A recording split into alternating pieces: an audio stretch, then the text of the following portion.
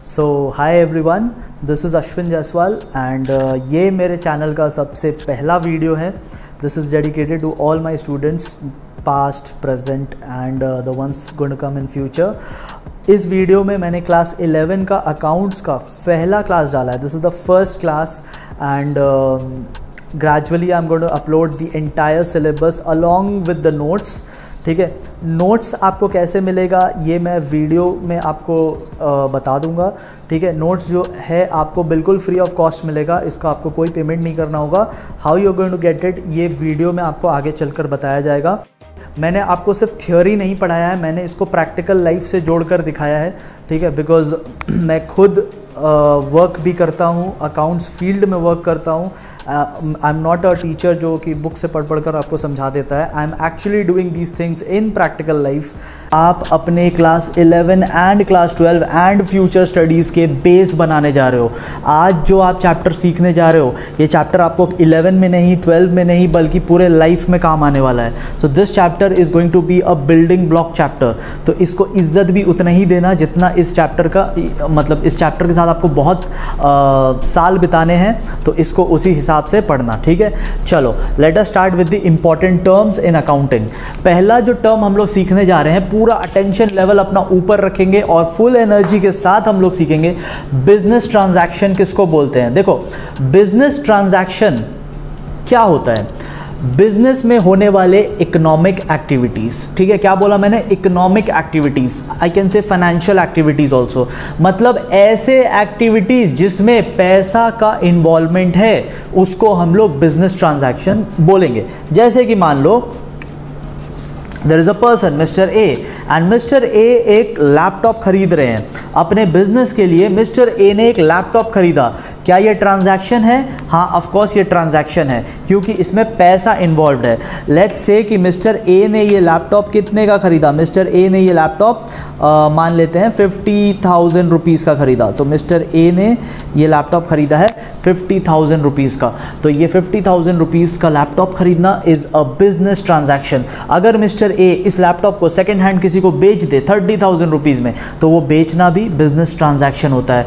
Any activity जहाँ पे पैसा आउटफ्लो हो रहा है या पैसा इनफ्लो हो रहा है, उसको हम लोग बिजनेस ट्रांजैक्शन बोलेंगे. Is this thing clear? Okay, अब एक चीज़ समझना, ये जो ट्रांजैक्शन हो सकते हैं वो दो टाइप के हो सकते हैं. मतलब business transaction can be of two types. Number one, it can be a cash transaction, and number two, it can be a credit transaction. ठीक है, मतलब ट्रांजैक्शन जो है वो कैश में भी हो सकता है एंड क्रेडिट में भी हो सकता है.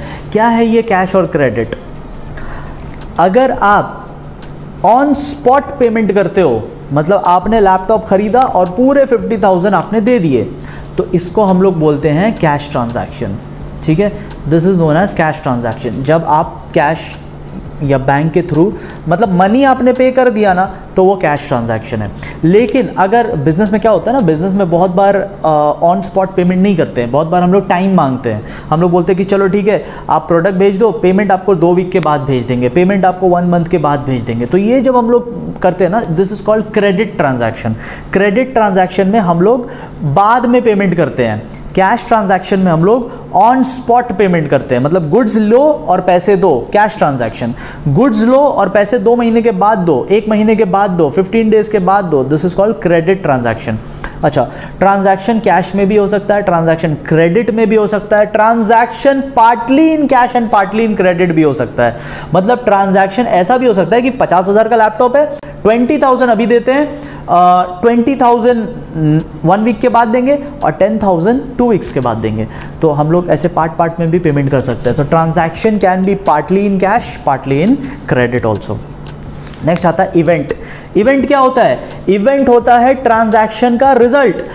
ट्रांजैक्शन का रिजल्ट, लेट्स से जैसे कि मान लो यहाँ पर ट्रांजैक्शन हुआ, आपने परचेज किया लैपटॉप को 50,000 में. सब जानते हैं आपने 50,000 में परचेज किया, और 2 महीने के बाद आपने सेल कर दिया, लेट्स से फॉर 30,000 रुपीज़. आपने सेल कर दिया 30,000 रुपीज़. तो पैसा का जाना, पैसा का आना, ये सब क्या है? ट्रांजैक्शन है. आपने कोई एक्टिविटी किया जिसकी वजह से पैसा का आना जाना हुआ. तो आपके एक्टिविटी की वजह से जब पैसा का आना जाना होता है, तो उस एक्टिविटी को हम लोग ट्रांजैक्शन बोलते हैं. लेकिन उस ट्रांजैक्शन से होने वाले रिजल्ट को क्या बोलते हैं? इवेंट। जैसे कि आपके ट्रांजैक्शन की वजह से क्या हुआ है? लॉस हुआ है, 20,000 का लॉस हो गया, बिकॉज आपने खरीदा था 50,000 का और आपने बेच दिया 30,000 में, तो आपको 20,000 का लॉस हो गया। इस 20,000 को क्या बोलेंगे? इवेंट। 20,000 को नहीं, इस बेसिकली लॉस को हम लोग इवेंट बोलेंगे, ठीक है। लॉस की जगह प्रॉफिट भी हो सकता था, तो प्रॉफिट को भी इवेंट बोलते हैं। ट्रांजैक्शंस के वजह से, ट्रांजैक्शंस के कारण जो हमें रिजल्ट मिलते हैं, उन रिजल्ट्स को हम लोग इवेंट कहते हैं इन अकाउंटिंग, ठीक है। आई होप आपको समझ में आ रहा होगा। नेक्स्ट आते हैं वाउचर। बहुत बहुत इजी एंड बहुत बहुत इंपॉर्टेंट, ठीक है। यहाँ पे मैं थोड़ा सा आपको प्रैक्टिकल लाइफ पे लेकर चलता हूँ कि वाउचर का प्रैक्टिकल क्या इंपॉर्टेंस है। आप एक चीज़ समझो, आप पढ़े लिखे इंसान हो, आप पढ़ लिख रहे हो, आप अकाउंट सीख रहे हो, बट पूरी दुनिया अकाउंट्स नहीं सीखती। पूरे दुनिया में कॉमर्स बैकग्राउंड के लोग नहीं होते, लेकिन अकाउंटिंग हर चीज़ का होता है।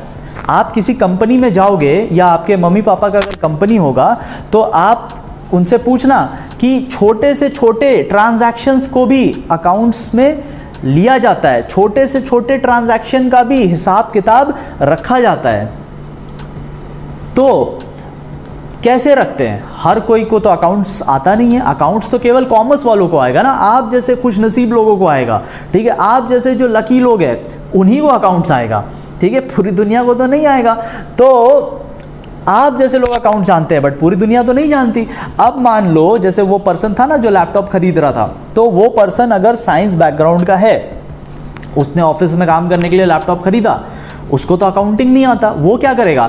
तो वो क्या करेगा ना, वो एक वाउचर बनाएगा ना। ये वाउचर क्या है? ट्रांजैक्शन का रिटन फॉर्म को हम लोग बोलते हैं वाउचर। जैसे मान लो एक मूवी बना और मूवी में जो जो हुआ वो मैंने एक बुक में लिख दिया, तो वो बुक क्या हो गया? वो बुक उस मूवी का डॉक्यूमेंटेड फॉर्म है। उस मूवी का एक डॉक्यूमेंट्री, एक रिटन फॉर्म वो बुक है। सिमिलरली बिजनेस में बहुत सारे एक्टिविटीज़ होते हैं जिनको हम लोग ट्रांजैक्शन बोलते हैं। उस ट्रांजैक्शन का रिटन डिस्क्रिप्शन को वाउचर्स बोलते हैं। अब ये वाउचर बनेगा कैसे? कंपनीज में ना ऐसे ही होता है, ठीक है। आपके जो मॉम डैड अगर होंगे कंपनीज में तो उनसे पूछना, ऐसे ही वाउचर होता है। वाउचर का पहला बात तो एक नंबर होगा, तो कोई भी नंबर डाल देते हैं, लेट्स से 105, तो ये पहला बात तो वाउचर नंबर होगा। हर ट्रांजैक्शन का अलग वाउचर नंबर बनेगा। तो लैपटॉप परचेज का 105 हो गया। अब नेक्स्ट ट्रांजैक्शन का 106 होगा, नेक्स्ट ट्रांजैक्शन का 107 होगा, उसके बाद वाले ट्रांजैक्शन का 109 होगा। आई होप आपको समझ में आ रहा है, ठीक है। अमाउंट लिखोगे आप, लैपटॉप कितने का खरीदा था? 50,000 का खरीदा था, तो अमाउंट में 50,000 लिख देंगे। डेट, ठीक है, डेट डाल दोगे, तो जो भी डेट आपका मन में आए, जैसे कि मन में नहीं मतलब जिस दिन आपने ट्रांजैक्शन किया, तो सपोज जैसे आज है 8 जून, तो 8 जून का आप डेट डाल दोगे, ठीक है। उसके बाद क्या आपने पेमेंट कैश में किया था या चेक में किया था? तो हमने पेमेंट कैश में किया था, ठीक है। किसको किया था? तो XYZ जो भी वो लैपटॉप बेचने वाला था उसको हमने पेमेंट किया, ठीक है। कितना पेमेंट किया? तो सम ऑफ रुपीज़ 50,000, ठीक है। तो आप वो अमाउंट लिख दोगे, ठीक है। अब बीइंग, यहाँ पे ना जर्नल एंट्री आएगा, journal entry I will teach you later, ठीक है। अच्छा, पेई मतलब किसको पेमेंट किया आपने? तो हमने XYZ को पेमेंट किया, जिससे लैपटॉप खरीदे हो उसका नाम लिख देंगे। अप्रूव्ड बाय द मैनेजर, क्योंकि बिजनेस में हर ट्रांजैक्शन के लिए आपको परमिशन लेना पड़ता है, अप्रूवल लेना पड़ता है, तो मैनेजर अप्रूवल देगा तो ही फिर बिजनेस में ट्रांजैक्शन होगा, ठीक है। Paid by whom? Paid by you, ठीक है। तो यहाँ पे आप अपना नाम लिख दोगे एंड यहाँ पे आप अपना सिग्नेचर कर दोगे, और सिग्नेचर, ठीक है। तो इस तरीके से वाउचर बनता है। अब ये वाउचर ले जाकर आप अकाउंट्स डिपार्टमेंट में दे दोगे। अकाउंटेंट लोग जो बैठे हैं अकाउंट्स डिपार्टमेंट में, वो ये वाउचर देख के एंट्री करेंगे। ऑफिस में, फैक्ट्री में, कंपनी में बहुत सारे टाइप के ट्रांजैक्शन होते हैं। कभी लैपटॉप खरीदा जाता है, कभी AC लगवाया जाता है, कभी कुछ रिपेयर एंड मेंटेनेंस का काम चलता है, कभी गुड्स खरीदा जाता है, कभी ये तो कभी वो, कभी सैलरी तो कभी कुछ। अकाउंटेंट लोग हर जगह घूमते तो नहीं रहेंगे कि कहाँ कहाँ क्या क्या हो रहा है बताते जाओ, हम लोग अकाउंटिंग करते जाते हैं। अकाउंटेंट लोग एक जगह AC रूम में बैठे रहते हैं। अकाउंटेंट लोग एक जगह AC रूम में बैठे रहते हैं। वो कंपनी नहीं दौड़ते रहते हैं कि कहाँ क्या हो रहा है, कहाँ खर्चा हो रहा है, कहाँ इनकम हो रहा है, बताते जाओ, लिखते जाओ। They sit in a room बाकी लोग क्या करते हैं, ट्रांजैक्शन करते हैं और वाउचर में लिख लेते हैं, जैसे मैंने अभी आपको लिख के दिखाया, ऐसे लिख लेते हैं और लिखने के बाद ये अकाउंट्स रूम में भेज दिया जाएगा।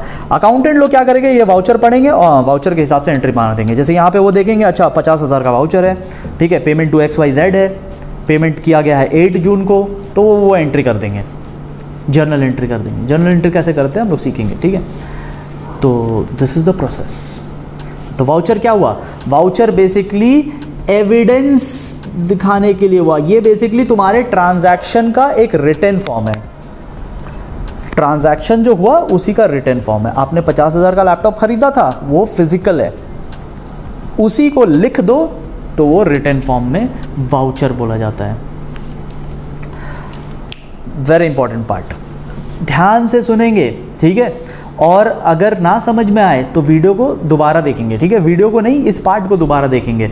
बट ये part I can guarantee you पूरे इंडिया में इससे बेटर कोई नहीं समझाएगा अभी जो मैं समझाने जा रहा हूँ आपको।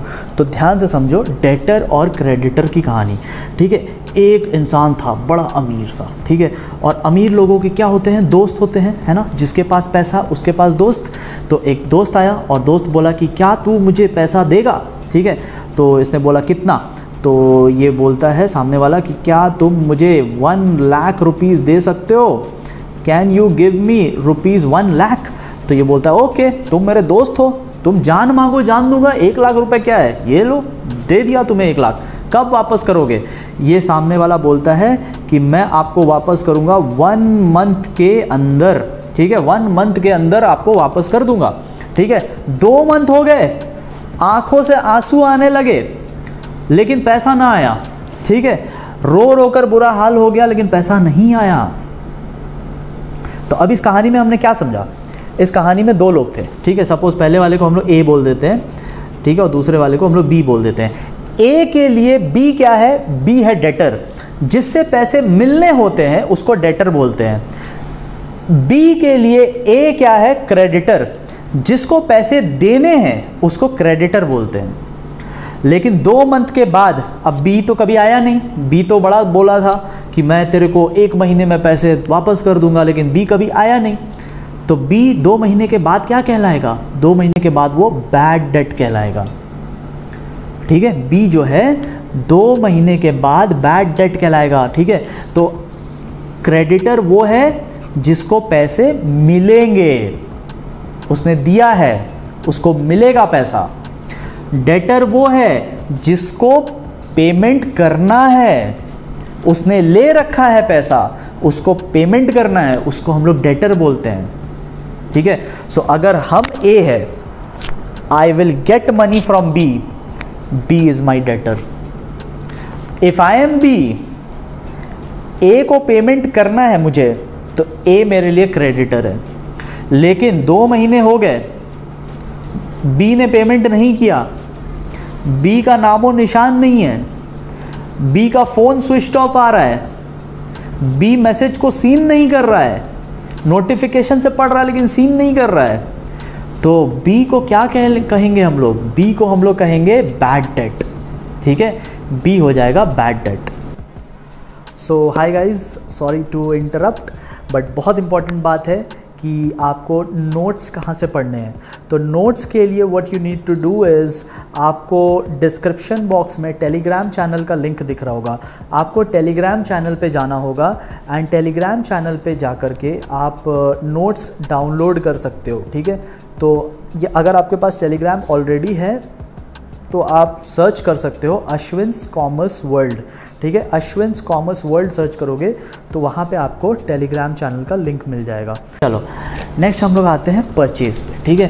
अब एक बात समझ लो भैया, इंग्लिश लैंग्वेज अपनी जगह और अकाउंटिंग की लैंग्वेज अपनी जगह, ठीक है। इंग्लिश में आप क्या समझते हो परचेज का मतलब, वो इंग्लिश वाले टीचर को बताना, बट अकाउंट्स में परचेज में हम लोग हर चीज़ नहीं लेते हैं, ठीक है। जैसे कि आपने ऑफिस में समोसे मंगवा लिए तो क्या उसको परचेज में लिखेंगे क्या, बिल्कुल भी नहीं। आपने बर्थडे के लिए मतलब किसी का बर्थडे था ऑफिस में और आपने केक मंगवा लिया, उसको परचेज में लिखेंगे क्या, बिल्कुल भी नहीं। आप बोलोगे अरे परचेज तो किए हैं, अकाउंट्स की भाषा में परचेज अलग होता है, इंग्लिश की भाषा में परचेज अलग होता है। We are not studying English language, we are studying accounting language. Purchase किसको बोलेंगे? दो ही चीज़ों को हम लोग परचेज बोलते हैं, दो ही चीज़ों को परचेज बोलते हैं। पहला, अगर आपने रीसेल के लिए कुछ खरीदा है, रीसेल मतलब खरीदे हो बेचने के लिए। जैसे कि मान लो मेरा अम्ब्रेला का शॉप है, ठीक है, मेरा छाता बेचने का बिजनेस है, तो I buy umbrella from the wholesaler and I sell it to the customer. तो मैंने क्यों खरीदा है? किसी और को रीसेल करने के लिए। तो जो रीसेल करने के लिए खरीदते हैं उसको परचेज बोलते हैं। तो जब अम्ब्रेलाज आई विल बाई, उसको I will call as purchase. या फिर अगर I am buying for using it in the production process, मैं उसको क्यों खरीद रहा हूँ? क्योंकि मुझे उसको प्रोडक्शन प्रोसेस में यूज़ करना है। जैसे कि ये लॉग्स जो रखे हुए हैं, वुड्स के वुडन लॉग्स जो रखे हुए हैं, ये लकड़ी क्यों खरीद रहा हूँ? क्योंकि मान लो मेरा फर्नीचर का बिजनेस है, तो I am buying these woods so that I can make furniture out of them. मैं फर्नीचर बनाने के लिए ये लकड़ियाँ खरीद रहा हूँ, तो ये भी परचेज है। परचेज केवल तब बोलेंगे जब कुछ खरीद रहे हो बेचने के लिए या कुछ खरीद रहे हो प्रोडक्शन में लगाने के लिए। इसके अलावा कुछ भी परचेज नहीं है। आपने ऑफिस में प्रिंटिंग के लिए पेपर खरीदा, दैट्स नॉट परचेज, वो इंग्लिश के हिसाब से परचेज है। अकाउंट्स में परचेज में नहीं डालेंगे। परचेज में हम लोग सिर्फ उन्हीं चीज़ों को लेते हैं जिन चीज़ों में हम लोग बिजनेस कर रहे हैं। अगर बिजनेस अम्ब्रेला का है, अम्ब्रेला खरीद रहे हो तो परचेज। बिजनेस फर्नीचर का है, वुड खरीद रहे हो तो परचेज। अब आप स्नैक टाइम में आप समोसे मंगवा रहे हो तो वो थोड़ी परचेज में आएगा, समझे? वो परचेज नहीं होता, ठीक है, वो खर्चा है आपका।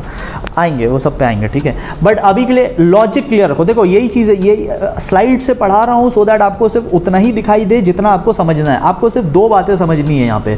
परचेज में आपको सिर्फ दो बातें ही समझनी है, ठीक है। परचेज केवल तभी कहेंगे जब कोई चीज़ रीसेल के लिए खरीदे हैं या कोई चीज़ प्रोडक्शन के लिए खरीदे हैं। इसके अलावा और कुछ नहीं, कुछ भी परचेज में नहीं आएगा। परचेज ऑफ गुड्स में आई मीन कुछ भी नहीं आएगा, ठीक है।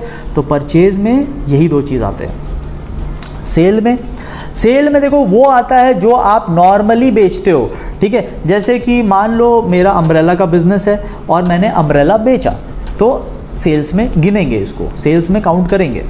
मेरा अम्ब्रेला का बिजनेस है, मैंने अम्ब्रेला बेचा, तो वो सेल्स होगा। ये मेरे लिए नॉर्मल बिजनेस एक्टिविटी है, ये मेरा नॉर्मल कोर्स ऑफ एक्शन है।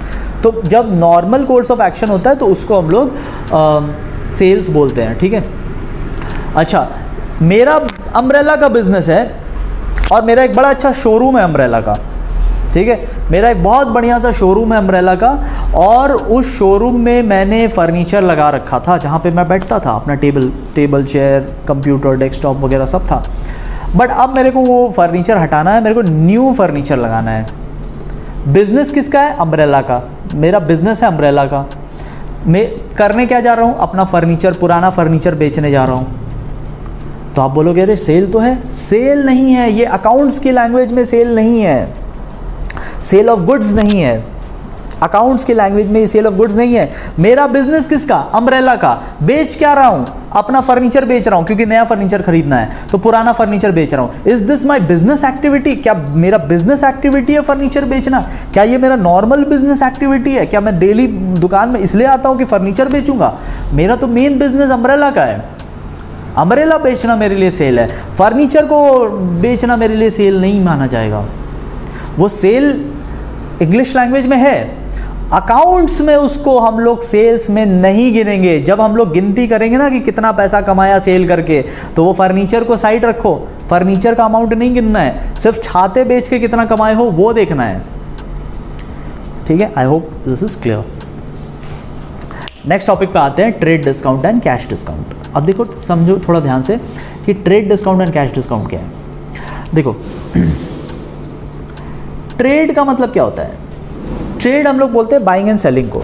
तो जब देखो बिक्री बढ़ाना होता है ना, जब सेलिंग बढ़ाना होता है, ठीक है, मार्केट में सेल अभी हो नहीं रहा है, ठीक है, मार्केट ठंडा पड़ा हुआ है, सुस्त पड़ा हुआ है, लोग खरीद नहीं रहे हैं, लोग सिर्फ सेविंग्स कर रहे हैं, तो अभी ट्रेड बढ़ाना है, we want to increase our sale. तो सेल बढ़ाने के लिए क्या करना होगा, हमें डिस्काउंट देना पड़ेगा। डिस्काउंट कस्टमर को बड़ा अच्छा लगता है, डिस्काउंट के नाम पे कस्टमर कुछ भी खरीद ले, ठीक है, तो हम डिस्काउंट देंगे, राइट। वैसे डिस्काउंट को हम लोग बोलते हैं ट्रेड डिस्काउंट। ये किस पे दिया जाता है, ये दिया जाता है प्राइस पे। दिस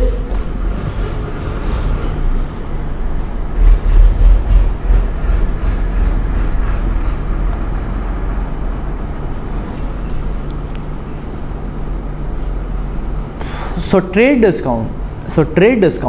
डिस्काउंट दिया जाता है प्राइस पे, राइट। अच्छा, कैश डिस्काउंट क्यों दिया जाता है? आई टोल्ड यू ना थोड़ी देर पहले कि ट्रांजैक्शन क्रेडिट में भी हो सकता है। ऐसा हो सकता है कि सामने वाला गुड्स लेकर चला जाए और बोले कि I will pay after 2 weeks, but मैं ना 2 वीक्स तक रुक नहीं सकता, मेरे को जल्दी पेमेंट चाहिए, जल्दी कैश चाहिए।